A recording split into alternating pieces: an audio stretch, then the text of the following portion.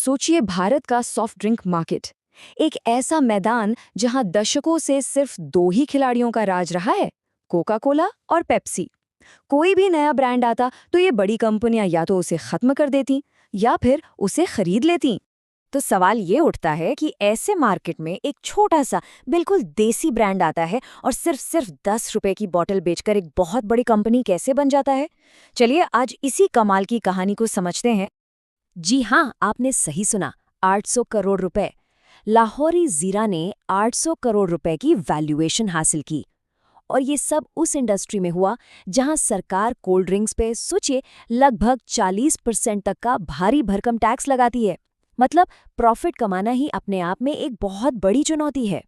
आज की तारीख में ये ब्रांड हर एक दिन 50 लाख से ज्यादा बोतलें बना रहा है और ये बोतलें 5 लाख से ज्यादा दुकानों तक पहुंचती हैं। तो हाँ, ये अब कोई छोटा मोटा काम बिल्कुल नहीं रहा। तो चलिए कहानी की शुरुआत में चलते हैं, देखते हैं कि ये सब शुरू कैसे हुआ। इस कहानी के हीरो हैं इसके फाउंडर सौरभ मुंजाल, जिनके पास मार्केट की एक कमाल की बहुत ही गहरी समझ थी। सौरभ ने एक चीज़ नोटिस की।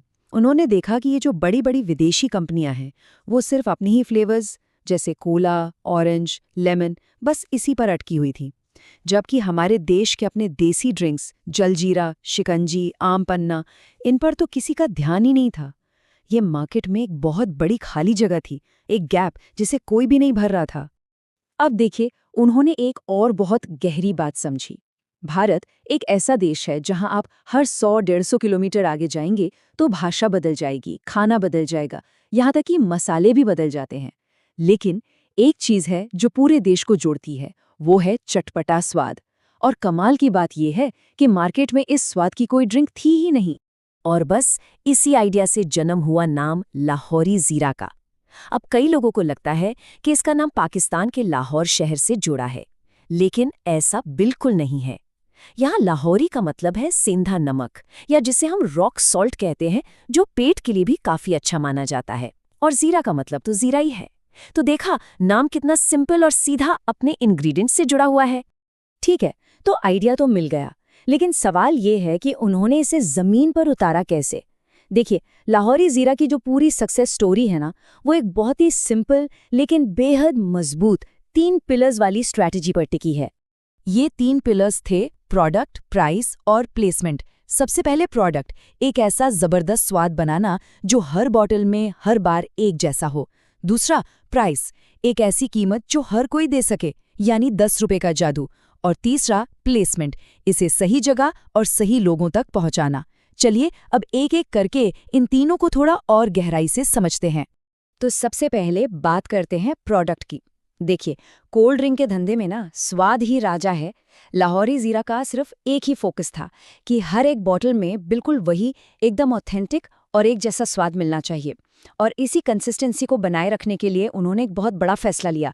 उन्होंने अपना काम किसी और को आउटसोर्स नहीं किया, बल्कि खुद की मैन्युफैक्चरिंग यूनिट्स लगाईं। क्यों? ताकि क्वालिटी पर पूरा 100% कंट्रोल रहे।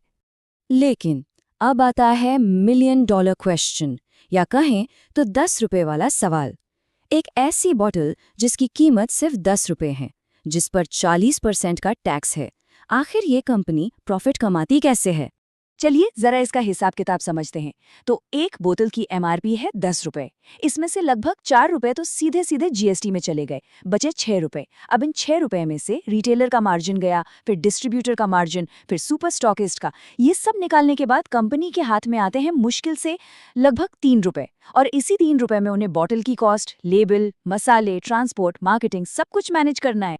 लेकिन सबसे हैरान करने वाली बात पता है क्या है? इतने कम मार्जिन के बावजूद लाहौरी जीरा पहले दिन से प्रॉफिट में है और आज भी करीब 15% का प्रॉफिट मार्जिन मेंटेन करता है। अब सवाल है कैसे? इसके 2 बड़े कारण थे। एक, खुद की मैन्युफैक्चरिंग की वजह से उनकी लागत पर पूरा कंट्रोल था, और दूसरा, उन्होंने एक एडवांस्ड पेमेंट मॉडल अपनाया।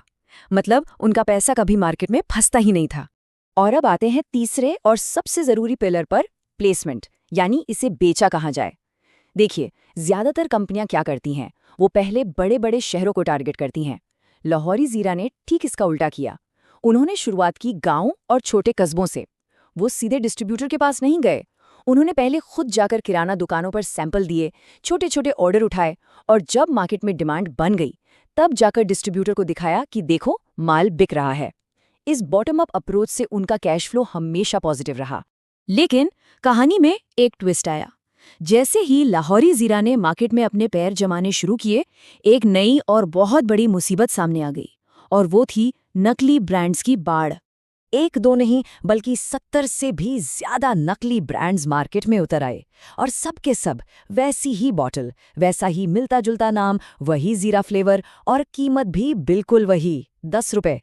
हालत ये हो गई थी कि असली और नकली में फर्क करना तक मुश्किल हो गया था। तो सवाल ये है कि इन 70 नकली ब्रांड्स और दूसरी तरफ कोक, पेप्सी जैसे दिग्गजों के बीच लाहौरी जीरा जिंदा कैसे रहा? देखिए, इनके पास दो सबसे बड़े हथियार थे। पहला, फर्स्ट मूवर एडवांटेज। वो इस कैटेगरी में पहले थे, तो लोगों के दिमाग में जीरा ड्रिंक का मतलब ही लाहौरी जीरा बन गया था। और दूसरा और सबसे जरूरी, उनका सीक्रेट स्वाद, जिसे कोई भी कॉपी नहीं कर पाया।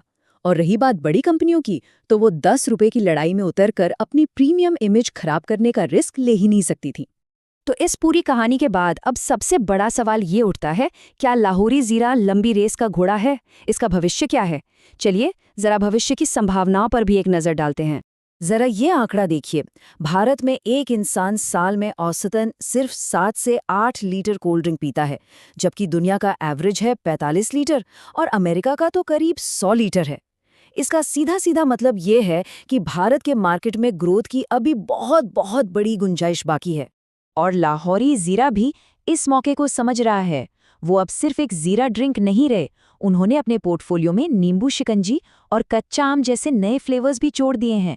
ये ब्रांड आज लगभग 18 राज्यों में फैल चुका है, और अब तो ये दक्षिण भारत के बाजारों में भी अपनी जगह बना रहा है।